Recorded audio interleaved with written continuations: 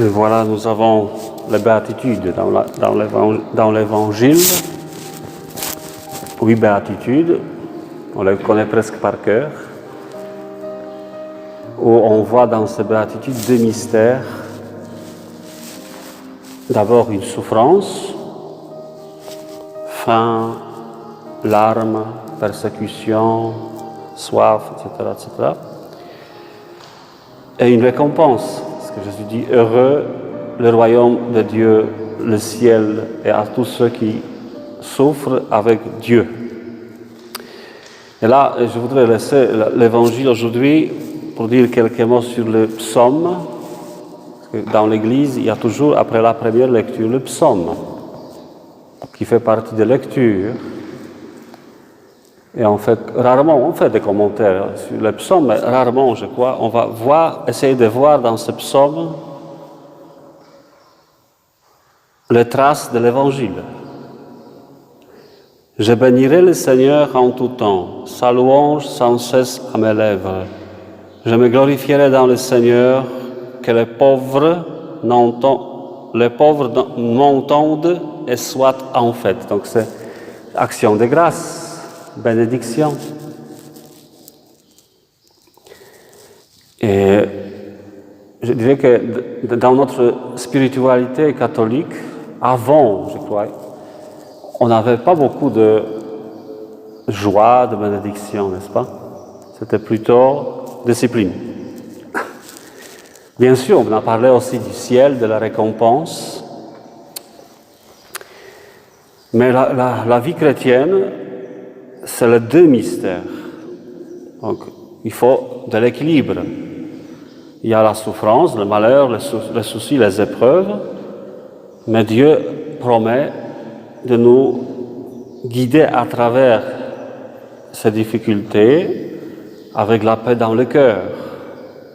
Et même voir les moments du bonheur, parce que même la science, même par exemple la psychologie, ça parle de quoi? Que la vie n'est pas composée seulement de nuits, des moments difficiles, de crises, mais aussi des moments de bonheur.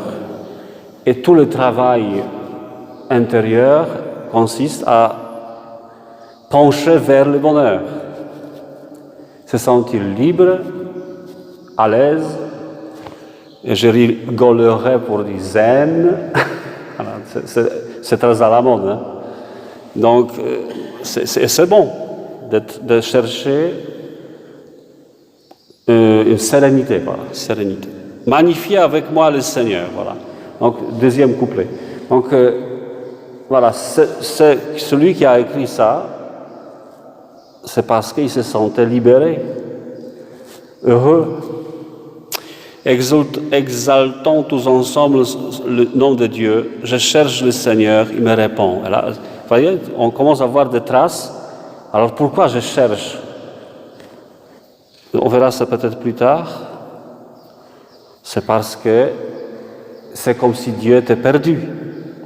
On cherche Dieu parce qu'il n'était pas là. Vous comprenez? Donc c'est ça qui exprime un peu la difficulté de la vie, où il nous semble que Dieu est disparu. De toutes mes frayeurs, il me délivre. Je cherche le Seigneur, il me répond. De toutes mes frayeurs, il me délivre. Donc il y a déjà le mystère de la délivrance des difficultés. Avec délicatesse, j'ai des difficultés parce que ces frayeurs, c'est peut-être quelque chose de plus grave. Qui regarde vers lui resplendira, sans ombre ni trouble au visage. Ça montre cette vérité que dans les difficultés, il faut se tourner vers Dieu. Et Dieu ne fait pas de trucs magiques pour tout de suite enlever la souffrance, mais de nous conduire vers la libération, et cette libération, c'est souvent, ça dure, voire même des années parfois. Et un pauvre crie, le Seigneur entend. Il le sauve de toutes ses angoisses, vous voyez? C'est ça la raison de l'action de grâce de ce psalmiste, celui qui a écrit cette psaume. L'ange du Seigneur, j'ai fini, l'ange du Seigneur campe alentour, ça parle des anges. Proposons aujourd'hui que ce soit l'ange gardien, campe alentour pour libérer ceux qui les craignent. Craignent Dieu. L'ange du Seigneur campe pour envoyer de Dieu, l'ange, pour nous protéger. Il y a une expression au niveau de la spiritualité, je vais essayer de la traduire, que quand on est vraiment dans les grandes difficultés, ténèbres intérieures, il faut savoir que Dieu assure les arrières. C'est compréhensible? C'est-à-dire, c'est comme si toi tu souffres, mais autour de toi, il crée un sort de cocon de protection. Assure les arrières, c'est-à-dire, il est derrière pour protéger. Goûtez et voyez, le Seigneur est bon. Heureux qui trouve en lui son refuge. Voilà. Refuge, ça parle de tourner vers Dieu, s'abriter en Dieu quand ça ne va pas. Et ensuite,